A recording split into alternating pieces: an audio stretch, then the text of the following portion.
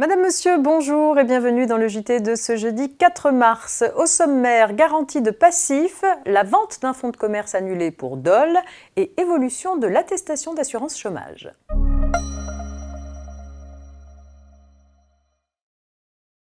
Et c'est une question fiscale qui ouvre ce JT. Une clause de garantie de passif est souvent prévue dans le cadre de la vente d'une entreprise.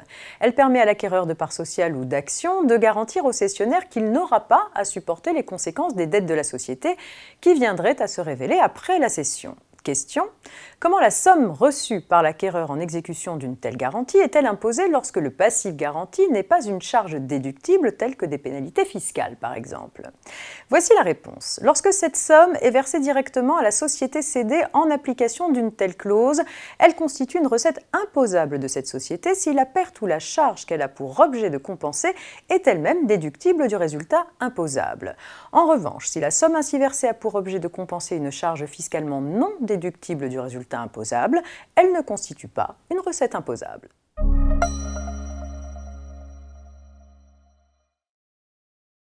Le vendeur d'un fonds de commerce ne doit pas cacher à l'acheteur les limites imposées à l'activité par la copropriété, c'est ce que rappelle un arrêt rendu récemment par la Cour de cassation. Dans cette affaire, un restaurateur exploite son fonds de commerce dans un local qui lui appartient, situé au rez-de-chaussée d'un immeuble en copropriété. En 2010, il vend son fonds de commerce et loue le local à l'acheteur du fonds. Ce n'est qu'après avoir conclu la vente et le bail commercial que l'acheteur est avisé par le syndic que le restaurant ne peut pas accueillir de clientèle après 20 heures. En effet, outre le règlement de copropriété qui exclut les commerces de nature à gêner les autres copropriétaires par le bruit ou par les odeurs, une première assemblée générale des copropriétaires décide en 1989 que l'activité de restauration est tolérée sous réserve qu'il n'y ait pas de réception de clientèle après 20 heures. Décision rappelée par la suite lors d'une autre assemblée générale en 2000 et portée à la connaissance du vendeur lorsqu'il a lui-même acquis le fonds en 2008.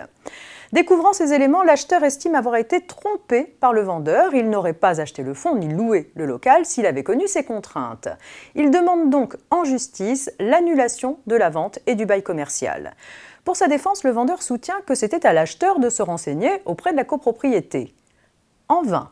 Pour les juges, l'obligation légale de loyauté contractuelle imposait au vendeur d'informer l'acheteur de la décision de l'Assemblée générale qui avait une incidence directe sur les conditions d'exploitation du fonds vendu, comme l'avaient d'ailleurs fait ici à son égard les précédents propriétaires.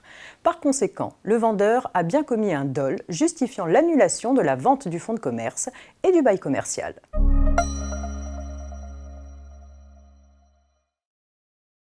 Les employeurs remettent aux salariés, au terme de leur contrat de travail, une attestation chômage qui leur permet d'exercer leur droit à l'assurance chômage.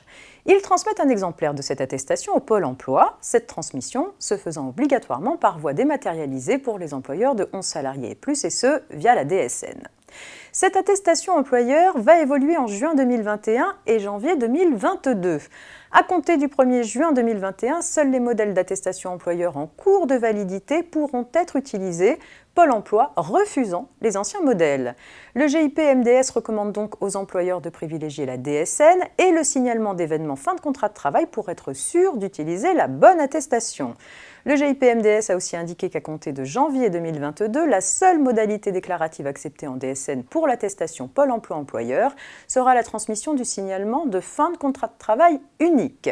Pour les employeurs de catégorie particulière de salariés qui ne relèvent pas de la DSN, la transmission dématérialisée de l'attestation employeur reste faite via net-entreprise.fr. Fin de ce JT, très bonne journée et rendez-vous demain.